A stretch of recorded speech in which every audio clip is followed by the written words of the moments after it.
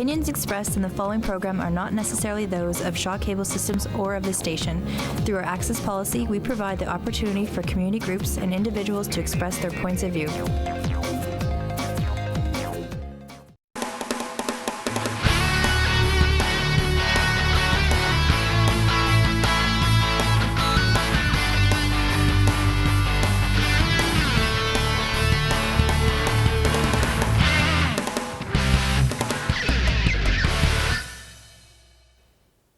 Michael Clark from the road trip from Chelsea Proving Grounds in Michigan, and that is, of course, the place where so much fabled Chrysler history has come to be. If you listen, you can almost hear the sound of a 300F making its way around the high-speed track. Well, we're not going to get onto the high-speed track today, but we are going to be doing some things on the handling track and finding out a lot more about what the Chrysler brands are going to be doing for 2014. Now, the rest of my cohorts have got Viper on the brain, and they're clamoring for it quite well underneath the tent.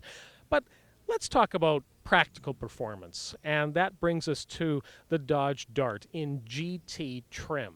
Now, just to give you a little bit of history, we thought we were going to see a Dart RT when the car was first launched that we drove down in Texas. But what we do know about the GT is that it does have as much of a performance-laden package that you can put on a front driver compact sedan like this. So that gives us the 2.4-liter Tiger Shark engine. Now, it's mated to the automatic for this particular tester, and as much as we would have liked to have had a manual, well, doesn't seem to have one in the offing for us today. But what I can tell you is that I just returned from the handling track with the car.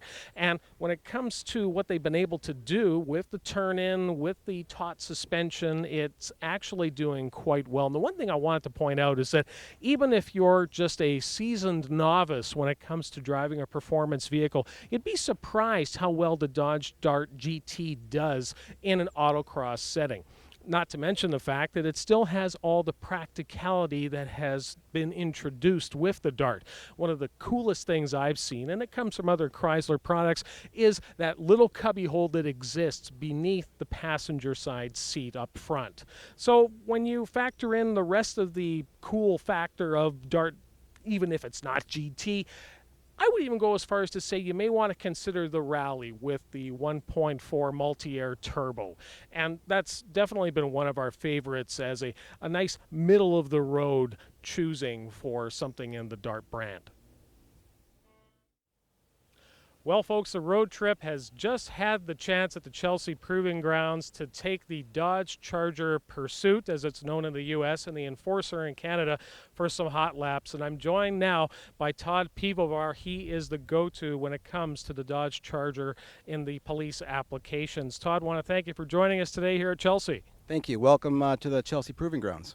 Now, let's talk a little bit about the Dodge Charger in its police trim. We've seen it in use by many agencies in Canada as well as the U.S., and I think people need to realize that the development of a police vehicle is very much ongoing and is always asking the people who are putting their lives on the line every day as to what they need to make it just right. Absolutely. At Chrysler, we have a police advisory board. We meet with twice a year. And in those advisory board meetings with them, and they range from fleet managers to police chiefs to patrol officers on patrol, and we get their feedback. What's working for them? What do they like? What do they need? What do they see coming down the road that we need to be prepared for to meet their needs? And by getting that feedback, we're able to dial this in from year to year and make the improvements to help align our vehicle to better suit their needs. Now, to get this vehicle to where it needs to be, what people need to understand is that there's a lot of things about it that are very unlike a civilian Charger, most notably the interior and how it can be configured just right for police applications. Absolutely. What we've done is we've paired with some of the industry leaders on police equipment, and there's 6 police equipment packages available through Mopar, so an agency can order a Charger Pursuit vehicle and select any one of these 6 Mopar police equipment packages, where not only on the interior we can give them a center console that meets their needs, the switches that meet their needs, but also the lighting that you'll see on the front of the vehicle, the full feature light bar on the top of the vehicle, as well as some rear deck lamps, corner lights, LED corner lamps, and the push bumper on the front. It's all part of one of the packages they can get. There's also a la carte items that they can add once they order those packages.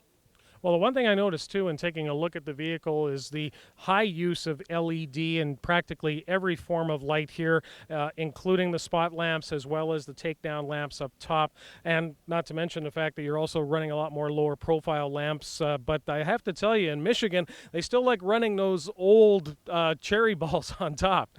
Yeah, I think most notably the Michigan State Police, they do have a light that's been working for them for years, but you are right. We do see a lot of agencies going to the LED lights, and the benefits there are with the current draw you'll see on the vehicle. Now let's talk improvements for 2014. I think one of the most notable is the fact that the 5.7 Hemi is going to now be available in an all-wheel drive version that's been tailored for police specifications. Absolutely, and that's a good example of one of the types of feedback we get from our advisory board members. We have a police-proven rear-wheel drive offering. It's great for a performance setup, but there are some agencies in our customer base that have a need for an all-wheel drive. And what we're doing in 14 is we're meeting that need. We're putting out the V8 with an all-wheel drive setup to help for those agencies that may need to have some all-wheel drive pursuit-specific vehicles in their lineup. And what about suspension and brakes? Because, you know, as the Blues Brothers have taught us, it's all about cop tires, cop shocks, cop suspension. Absolutely. So for the police-specific Charger, what we've done in 14 model year, they're going to a larger high-performance brake package. And in this brake package, it's police-specific, and along with that, we've made some suspension performance suspension specific handling improvements, as well as some camber link improvements on the rear end, all that go along with this brake package change to just help the way the vehicle handles and the new performance setup it has. Now, police agencies are interested in taking this car out for evaluation. How does the process normally work? Well, if an agency is interested in trying a Charger Pursuit for evaluation, they can access the Chrysler Fleet website. And on that website, we have our listing of our fleet and government sales regional representatives. If one of the agencies is interested, they can reach out to that representative. That representative can bring out to them a Charger Pursuit that they're interested in, be it a V6, a V8, get them into the vehicle, let them drive it around, but they can also invite them to different ride and drive events that Chrysler will host. And they can evaluate the Charger Pursuit on those different road courses. Well, Todd, I have to tell you, after driving the vehicle and certainly the visual presence here, and actually that's something that we should point out, is that part of getting these vehicles ready for law enforcement duty is putting very specific types of decal packages onto the vehicles that certainly have a lot of punch. Absolutely. New for 14, what we've done, in addition to just giving a nice array of paint colors for our agencies, some agencies have a need for vinyl graphics, and what they'll do right now is they'll go through a dealership or a third party once they take delivery of the vehicle, and they'll install a hood, a roof, or a deck lid graphic, as well as maybe do the 2 front doors or all 4 doors.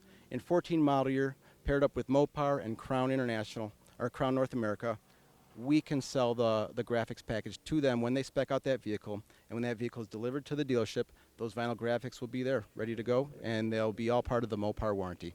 Well, I've got to tell you, it looks both good cop and bad cop. Todd, I want to thank you for joining us today on the road trip and telling us about the police applications for Charger. Great. Thanks for coming out here today. Michael Clark for the road trip here at Chelsea Proving Ground, standing in front of, well, one of my holy grails. That is the Chrysler Turbine Car. I'm joined by Brant Rosenbush. He is the go-to when it comes to all things historical Chrysler. Brant, thanks for joining us today on the road trip. Thank you. Now, let's give people a sense of the history of the Chrysler Turbine program, because as you and I both know, it actually dates back much farther than these 62 to 64 cars. That's right. In the early 1950s, Chrysler, like many other auto manufacturers, was investigating whether a turbine engine could work in a passenger car. Chrysler started in 1954, and the program went all the way to 1981. We had 7 different generations of engines, and they actually put those engines in about 40 different vehicles, including trucks.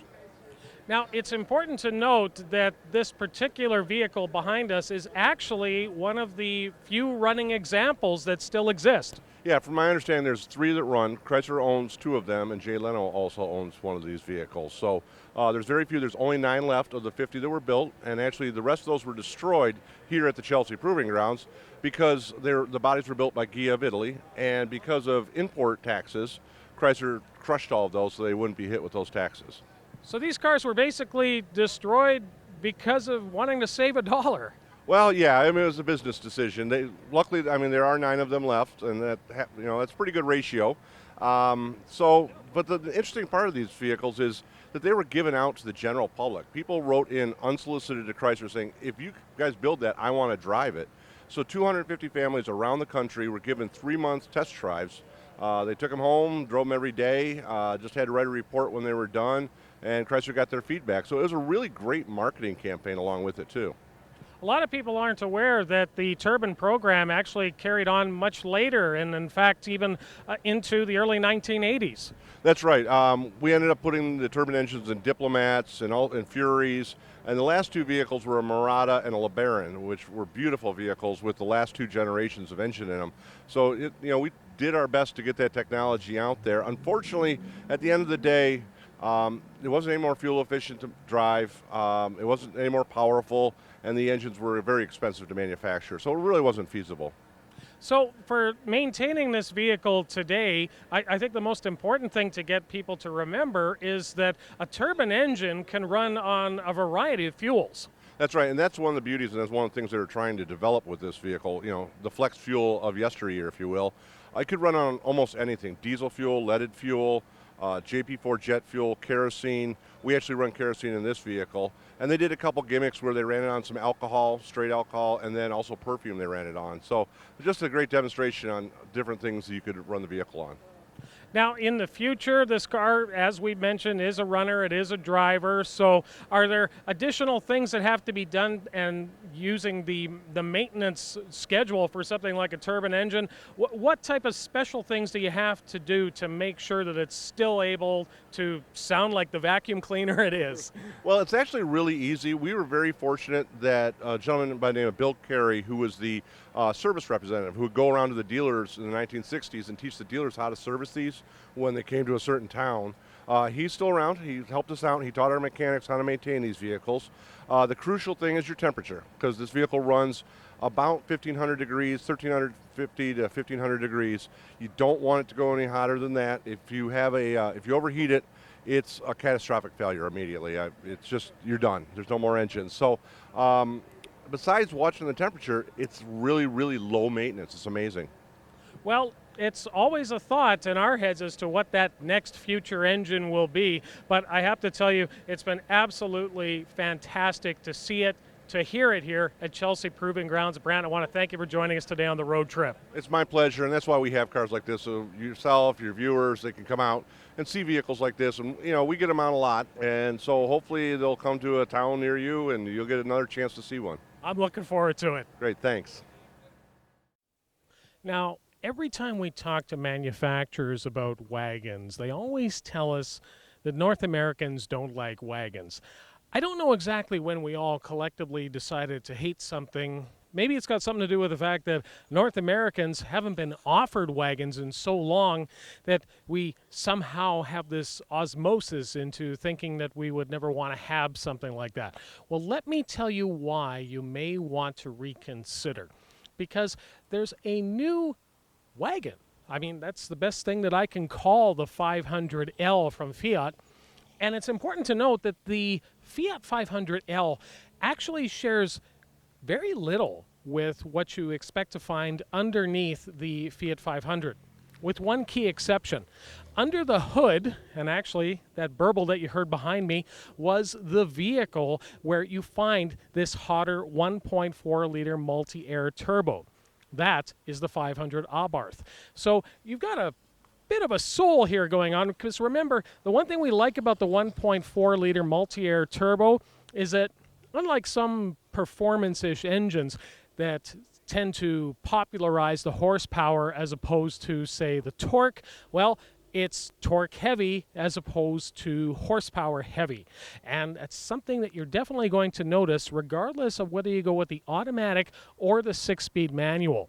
Now, the one that you see here, this is the lounge edition, and this is, of course, the more high scale in respect to the aluminum alloys, a little bit more bright work, panoramic sunroof, but you can get into something like this at the pop level for under $20,000. And the good news is that apart from plastic hubcaps, the vehicle is not stripped in respect to how you would normally find the 500 in the pop trim. So 500L actually has a little bit more equipment. I want to show you a little bit more about that as we go along here. Now, one of the biggest complaints that we have had with vehicles, both large and small, is what has happened to the pillars. And when we talk pillars, we're talking about the supports for the roof. This is the A pillar at the front, and then, of course, your middle pillar B, C pillar rear. But let's not get into the alphabet of pillars. Let's get into the problem with pillars, because to keep a vehicle at the new crash test standards that exist for North America as well as Europe, you have to have some pretty stringent rules for roof crush.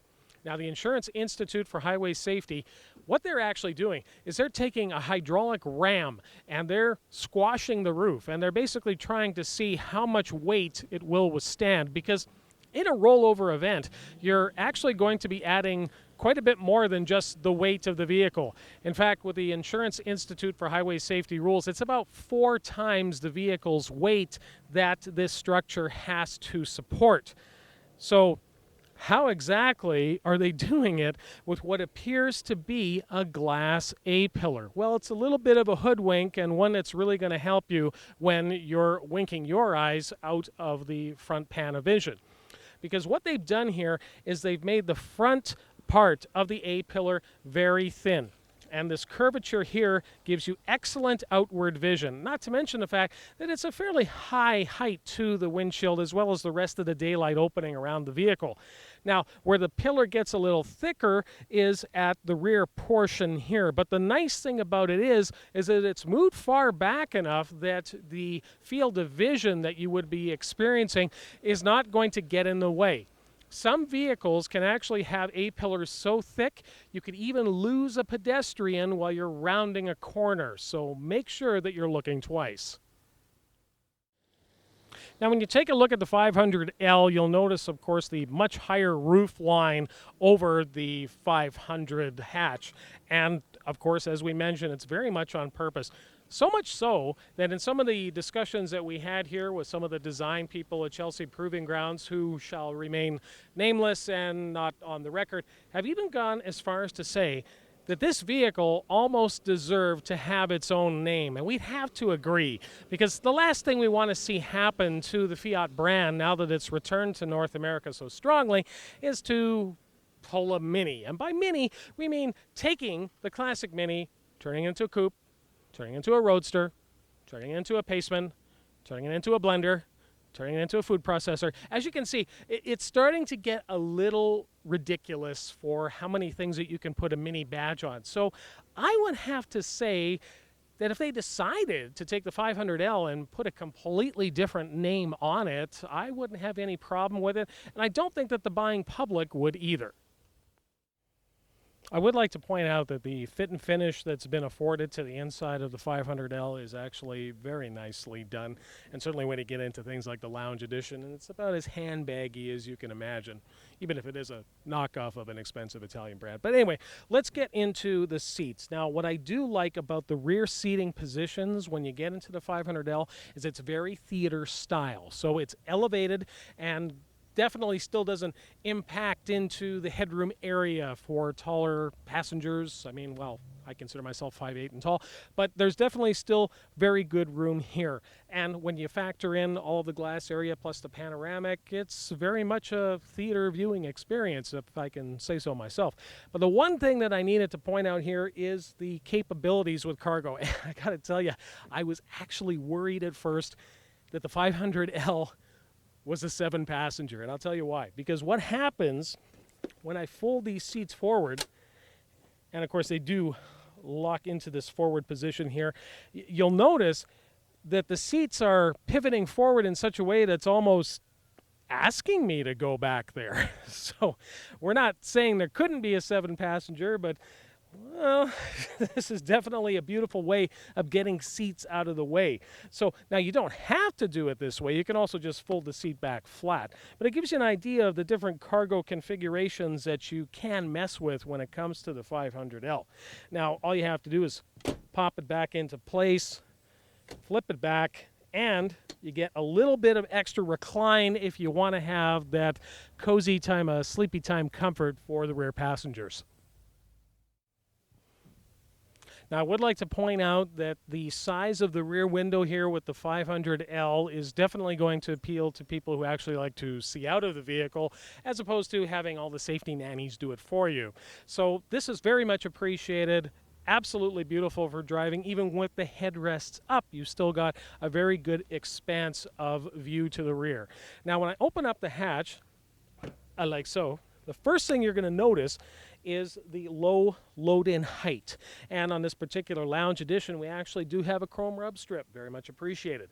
But the thing about load-in heights is that sometimes you've got different heights of things, and you may even have situations where you want to hide things from prybar eyes. Well, as you can see, we do have the standard cover here to keep things away from this part down. But let's say you wanted to play with the shelf, and that's why we got this one here. I mean, look at that, one-handed operation, and I'm able to now have additional storage area underneath as well as storage on top. Now, there's even an additional cubby back here, 12-volt DC. It's lighted back here. There's even a rubber bandy style of holder that will get stretched out in no time, we're sure. But even little hooks that are on the side to hold bags and such, that's all here. Now, when it comes to the overhead here, you'll notice that there's the rubber tabs here, and this is all designed to keep things like rattles down to a minimum. So when it's resting against this cargo area cover, you're not going to get any jostling around as you're driving the vehicle. You've got a robust pull down here, which I just got my microphone wet with. Oh well.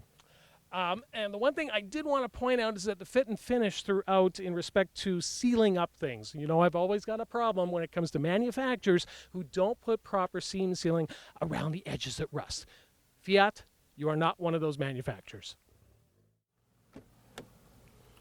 Okay, well, let's tell you about what we find when we actually venture inside the Fiat 500. And in the L edition, we have to make that very clear. I'm telling you, this thing's got to be called something else, though, because there's very little in here that actually speaks of 500. I mean, the dash layout, the interior, the width, everything else about it, this is very much its own vehicle. So let's make that very clear. And in fact, the one thing that I want to point out is that the surround for the instruments, it's very traditional. It almost seems to be borrowed from the Dart camp. And the keys for the steering wheel, leather wrapped on this particular lounge edition, easy to actuate, easy to work with. Now, the navigation systems that occur on the 500, well, kind of tacked on. We don't have that issue here. We've got a proper nav system set up on this lounge edition.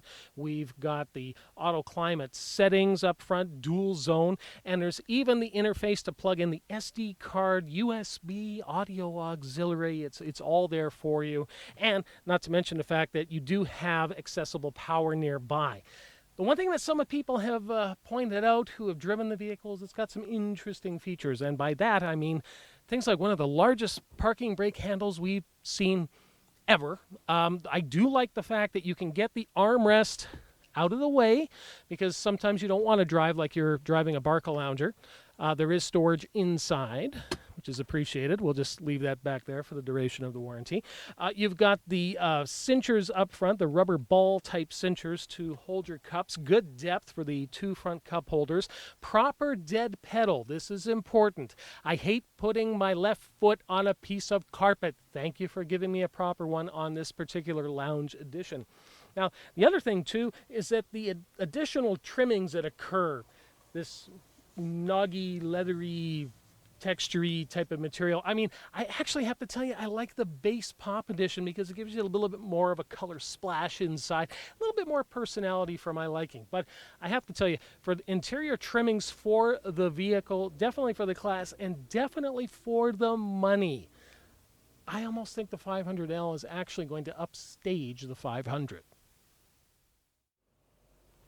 Okay, let's give you the brass tacks. For $19,995, that gets you into the Pop Edition. That's the base edition of the Fiat 500L. So what else can you really get for that kind of money? It's air conditioned. It actually has the ability to play around a little bit with the cargo area that actually has something resembling cool. And it's also going to give you some of the coolest technology when it comes to the underhood with the multi-air 1.4-liter turbo. Nothing. The other thing you have to remember, too, is that as much as there's been the comparison between Countrymen, well, there really is no comparison. I don't really see those vehicles actually taking away from each other. I think this is more for the customer who might be considering something kind of quirky and weird, like a Nissan Juke or a Cube. You know, slighter possibilities to things like Sonic. But the thing is, enough people are starting to realize that a hatchback isn't exactly cutting it anymore. When you start loading up the hatchbacks, it's easy to get over 20. So where can you find something that's going to give you wagon-esque functionality that doesn't look like an old Chevy HHR? Well, I have to say that the 500L is it. And for this particular one, for myself, I would probably stay along the lines of the Pop, because you're getting the most value, especially with powertrain. So what if you got plastic wheel covers? You can't go to an Abarth version yet. Might want to put that into the bag, Chrysler, Fiat. But if there was something like that, I think it would actually start to take away a little bit from what this vehicle is really trying to be. I think this is definitely something that's going to give the functionality that's needed to people who have wanted an interesting wagon, but they didn't necessarily want to have something that looked like it was trying to go off-road places, or to have something that just simply couldn't hold all their stuff. So definitely one to consider, and I've really enjoyed driving it around the Chelsea Proving Grounds today. Now, if you've got thoughts, feelings, or questions about the Fiat 500L or anything else automotive, send an email to steelbeltedmind@gmail.com and listen to The Road Trip every Saturday on 680 CJOB for the latest from car news. That's from 10 till noon Central, and we hope to have you listening in. For The Road Trip and from Chelsea Proving Grounds, I'm Michael Clark. Keep the shiny side up, and La Dolce Vita. And now it's time for Road Trip Trivia. And you could say that the Road Trip has a little bit of cop car on the brain, because we want to know, what was the last year of the 440 V8 in the engine bay of a Chrysler police vehicle? Email your answer to steelbeltedmind@gmail.com. Our winner will receive a deluxe engine detail shampoo treatment from the detailing experts at Blue Ocean Auto and Boat Detailing. A clean engine runs so much better. Also, remember to email the Road Trip with any questions you may have about vehicles both new and old. Simply send us an email at steelbeltedmind@gmail.com. We look forward to your questions. And remember, keep the shiny side up and the rubber side down. Happy motoring! And now Aurora, designed for the whole family to enjoy. A bank of 12 one-inch headlights is a new approach to road illumination. Electroluminescent side panels increase visibility for nighttime safety. It has a clamshell rear entry system, which consists of a tailgate that folds down and a lift gate that slides over the roof to permit easy access to the children's seat. The front passenger can face forward or swivel the armchair seat. The curved sofa is large enough for 3 adults. This experimental station wagon is equipped with a thermoelectric combination oven refrigerator unit and a built-in beverage cooler and cabinet. It also has 3 separate AM/FM radios, a sound recorder, and a plug-in TV screen. The advanced instrument panel incorporates a position indicator map that automatically adjusts to the location of the car.